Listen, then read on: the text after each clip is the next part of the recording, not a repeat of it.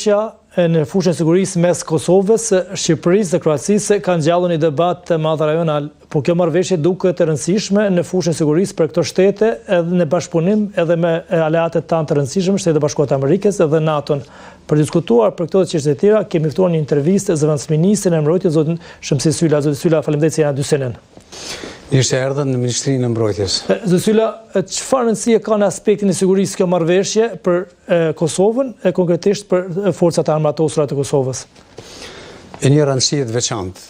Edhe debatet që kanë gjallur kjo marrëveshje ka një arsye sepse është tetë e rëndësishme për ne, përgjithsisht për Kosovën, por edhe për rajonin, sepse është bërë një memorandum, është lidhë një marrëveshje, cila reflekson ose volos bashkëpunimin e kahershëm që kemë me të dy shtetet, edhe me Kroacinë edhe me Shqipërinë. Kjo marrëveshje duket që është shpërndarë në disa fusha. Konkretisht, çfarë përfitojnë në aspektin teknik, në aspektin e përgatitjes dhe nivelit të përgjithshëm ushtria Kosovës në këtë marrëveshje për të ngritur kapacitetet e saj, pasi është në fazën e ngritjes së kapaciteteve të ushtrisë? Përfitimet janë të shumanshme, duke nisur nga ajo si statut në aspektin teknik, po edhe duke shkuar drejt ajo strategjik, kuptimin e mirëfillt të rajonit. Në aspektin teknik dhe të vazhdimësisë marrëdhënieve që kemë dhe të bashkëpunimit me të dy ushtrit, shqiptare dhe kroate, është sepse ne vazhdojmë me punë, koordinimin, bashkëpunimin, promovimin e së njësër aktivitetet që bëjmë, të ndërlidhura ose reciprokisht. Ne kemë ushtarak kadet që shkollojmë në dy akademit në Shqipëri edhe në Kroaci.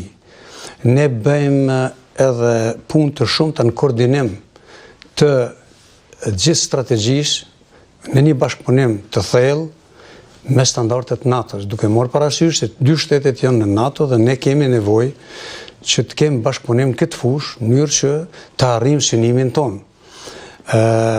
Bilëm në këtë marrëveshje ceket ndihma që të ta bëjnë këto dy shtete në krijimin e fushës për të integruar sa më shpejt në instancat ndërkombëtare të NATO-s, të Kartës së Adriatikut, madje edhe të hyrjen në Bashkimin Evropian. Me çka Kroacia dihet që është edhe shtet i Bashkimit Evropian, Shqipëria është shtet i NATO-s dhe këto kanë një përvojë të jashtëzakonshme të cilat do të ishin shumë të nevojshme për në dispozicion të synimit tonë që të jemi pjesë e këtyre instancave. Zoti Sylla, një pjesë e marrëveshjes duket që është fuqizimi i industrisë së prodhimit të armatimit, pasi Kosova dhe Shqipëria kanë nevojë për ringritjen e kësaj industrie, pasi Kroacia e ka të ngritur. Çfarë konkretisht mund të përfitojnë këto dy vende, konkretisht Kosova në këtë fushë, pasi Kosova ka nisur këtë vetë një gjë të tillë? Po, pikërisht edhe kjo është një pikë shumë e rëndësishme, promovimi i bashkëpunimit në fushën e arritjes së kapaciteteve ushtarake, njëkohësisht edhe të industrisë së mbrojtjes. Me çka ne kemi një bashkëpunim të thellë, sidomos me Kroacinë, me teknologjinë dhe avancimin që i ka bërë industrisë së mbrojtjes, dhe sidomos në fushën e prodhimit të vetjake, domethënë si ka arrit bazamentin e parë për ta kriju industrinë e mbrojtjes dhe për të qenë e aftë për të prodhuar pajisje vetë. Kjo na ka shërbyer neve si shtet mik që të kemi bashkëpunim të thellë, njëkohësisht edhe të marrëme shumë nga ajo çfarë kanë bërë ata hapat e parë që kanë bërë, që ne nesër të fillojmë me ato përvoja që të avancojmë industrinë e mbrojtjes, njëkohësisht me Shqipërinë si shtet i NATO-s dhe si vëllezër që jemi që na lidh edhe shumë, na lidh terrenin, na lidh vendin, na lidh e kaluara, na lidh e tashmja, është në shërbim të bashkëpunimit të thellë të metodologjisë dhe doktrinave të avancimit, shkollimit, trajnimit, të stërvitjeve të shumta të përbashkëta, janë krejt elemente bazike që forcojnë edhe më shumë dhe japin fuqi kësaj marrëveshje.